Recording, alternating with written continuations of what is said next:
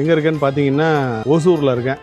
எந்த இடம்னு பார்த்தீங்கன்னா போன வருடம் ஒரு காணொலி சமூக வலைத்தில் பெரிய வைரல் ஆச்சு. முருகர் முன்னாடி மயில் இருக்கும், மயில் சுற்றி எல்லா முருக பக்தர்கள் இருந்திருப்பாங்க. வெற்றிவேல் முருகனுக்கு அரோகரான்னு சொல்லி மிகப்பெரிய கரகோஷம் கேட்டுகிட்டே இருந்திருக்கும். மயில் அப்படியே நின்றுருக்கும், முருகருக்கு ஆராதனை காட்டுவாங்க, தீபம் காட்டுவாங்க.